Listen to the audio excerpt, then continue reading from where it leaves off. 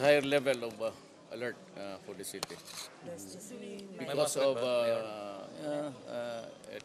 nandyan naman talaga yan, but this time I'd like to ask the military and the police to do more vigilance and being alert. Kinito gitawag ni President na mayor. Yes. So what group is? Asa na nga level tong... Ika na to. Basta ano. Well, I said, maybe highest. Is this in line with the, yung mga nangyaring mga namatay na commander profile sa na Team INF? Hindi ko alam yan. When was it? I think 2 days ago. Hindi ko alam yan. Maybe that's the reason why there's trouble here because bakit namatay? Encounter yata. With the MNMI. yes, but So ano yung directive sa atin ngayon sa TF at sa DCPO? highest sabi ko nga. Pagka yung, I give them the responsibility to keep the city peaceful and safe. Does this mean more checkpoint, more Yeah, body freeze? maybe. And I would like ask everybody to just cooperate. Kung wala ka naman kayong tinataguan, it would not really be, it would cost you nothing. Maybe we'll just, if you are asked to step down, may nahanap kami ng mga, well, of course, I said people and persons of interest and vehicles on the radar of government security For how forces. long, Mayor? Nobody can tell that. Nobody can tell Anong when. grupo ito, Mayor? Simply terrorist. Wala pa namin no specific data. Just last night, may tatlong mga bata, 8, 9, and 11-year-old na nahuli, nagdala ng mga subo. Yan ang problema. That's well, it is a obnoxious way of. Well, sige lang. Total, hindi man natin we cannot go after the children, the minors. So they're almost infants. We will try to get the. Basta alam mo naman dito, kaalaman tayo dito sa Davao kung ano ang rule dito. Wala tayong sisihan, walang basta mag-abot na. Is there a big syndicate behind this? No, hindi lang everybody's into it. Pati mga sa gobyerno, law enforcement even. Kaya just a warning to kasi karamihan dyan sa police, you better have the realization now. You can lose your pants and everything. Mayor, yung 1.3 na rewards, ano punta? Hindi kami mag-reward. Alam mo kasi part of the wala namang nagpumunta doon sa magre-reward ka. Sabihin ng mga tao kung walang reward, hindi ma-solve yung no specific information coming from anybody. It was a result of police work. So you do not reward a police for what he is paid to do. And you do not award me something which I am supposed to do because I am paid to do exactly what walang reward dyan. Pero according to Colonel Danao, ibibigay daw sa kailangan nila. Well, hindi mo pigilan yung katong ang pamilya. They would give us para na-solve ang crime. I would not stop. I cannot stop private individuals from doing something which is not, hindi naman immoral, hindi naman illegal. Kung ibigay nila, okay lang. Pero kasi trabaho ng pulis, yung bitang magbibigay ng reward. But if a person would come to us and say that he knows something of yung kilala niya yung persons of interest and he provides the information, then maybe.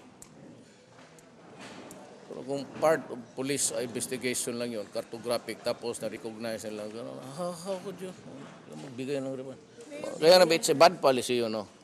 Because sabihin nila na hindi na masolve yung crime kung lang reward. Mayor, PSCC procured a drone. How optimistic are we na parang deterrent ito po sa crime or Sino nagbili? large aids PSCC, sa PSSCC, sir? public safety. Sino may sabi? May report Wala. na drone. Ayun. Sir, Ay, May mayor comment po doon sa hindi man kailangan yan. Ipatol, ang magsilbi lang yan doon sa mga NPA. Doon sa bukid. I do not want to use that kind. Gusto ko yung harap-harapan sila sa army. Tanong tagkisagay tigas. Mayor comment doon sa pag-recover ng PSSCC sa mga illegal firearms, mga AK-47, dira sa may agusan na dalan. Yan lagi yung sino ang outlet niyan. Kasi galing ng commercial ventures. Meaning ventures ka nang na mga tindahan nagbaligya. So, ug nakuha nila legally with all the papers, how come nga ang mga AK nga naatuan sa ubang kuban po kita mo kus bukid. May kwarta man po siguro ang NPA na malit. Mayor, part po ba ni sa pag-strengthen sa security din sa Davao City? Well, sa mga na-recover ng mga illegal firearms. Alam mo ako sa totoo lang, wag lang sana ma-open yung military pati police. Laman ako masyado dyan sa NPA kasi wala silang activity masyado dito. Unless makorner mo yan dyan sa Pakibato, they do not initiate attacks anymore. So, ang worry ko is terrorism. Walang problema sa NPA actually. Kasi pwede mong kausapin eh. That is why I do not want to destroy that channel. Alam ng military yan because I have to talk to everybody including the NPA. So otherwise how am I supposed to govern this city? Hindi ako makapunta doon sa Pakibato, hindi ako makakakit doon sa mga tao. Ambusin ako. Okay ba lang yung mamatay tayo? Lahat naman ang mamatay. Pero yung trabaho mo, are you able to exactly to do the job? Had there been any intelligence report that the terrorists would like to come so That's the president called me to be vigilant. The president said, do not take it lightly. Ibig sabihin yan, trabaho kayo dyan. Pa yung ganong words that do not take it lightly. Ibig sabihin, huwag kang magkumpiyansa. That's an admonition from the president. So I am asking everybody to overwork themselves to death. Trabaho na mamatay. Why Davao? No, not only Davao. The earlier report was Cagayan, Coronadal, Napawan, Mindanao. So, you will issue warning to people na kung dili lang sila mabalaka kung naay mo That has always been the checkpoints. Please cooperate.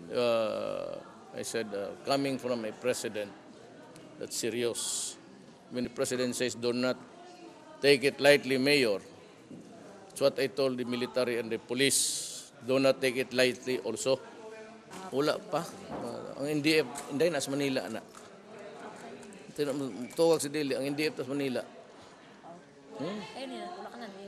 Dire wala ang mga nasa Bite area, baka magkinsa sila. Well, this I know, but not validated.